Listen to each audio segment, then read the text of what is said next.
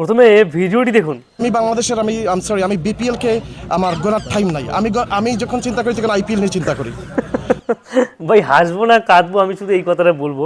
আপনারা ভাবুন, এই ব্যক্তি হচ্ছে সিলেট টাইটান্সের নাকি কর্ণধার ফাহিম চৌধুরী, যে নিজের বিপিএলের বদনাম করে নিজের দেশের ক্রিকেটের লিগ, যে মানে একটা টিমের মালিক বা একটা টিমের কর্ণধার, সে এইরকম কথা বলছে।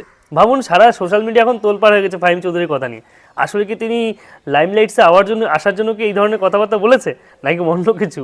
একবার ভাবুন, এই ব্যক্তি বলছে বিপিএল তার গোনার টাইম নেই, তিনি শুধু আইপিএল নিয়ে ভাবেন। আসলে কি তিনি এই কথাটি বলতে চেয়েছেন, নাকি পরবর্তীকালে অন্য কিছু বলতে গিয়ে এটা মুখ ফসকে বলেছেন? এরকমটা যদি বলে থাকেন ঔদ্ধত্যপূর্ণ কথা, সেটা বাংলাদেশের খেলোয়াড়দের জন্য, বাংলাদেশের মানুষের জন্য কিন্তু সত্যি একটা বড় অপমান। কিন্তু যদি এটা ভারতের আইপিএলের সুনাম হয়, তাহলে বাংলাদেশের জন্য সত্যি বড় অপমান। বিপিএলকে অপমান করছে কে?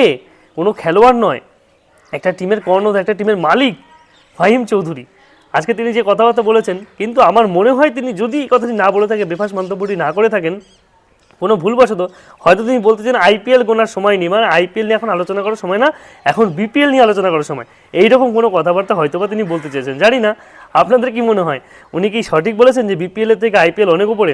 অবশ্যই আমরা তো জানি যে আইপিএল অনেক উপরে। আইপিএল হচ্ছে বিশ্বের ক্রিকেট লিগগুলির মধ্যে সবচেয়ে বড়তম লিগ এবং সবচেয়ে বড় টি20 ক্রিকেটের একটা আসর আইপিএল। যাই হোক, আইপিএলের সাথে বিপিএলের কখনোই তুলনা হয় না। যার নিজের দেশের লিগ তার কাছে সেরা অবশ্যই, এবং আইপিএল সারা বিশ্বে সেরা, এটা সবাই জানে।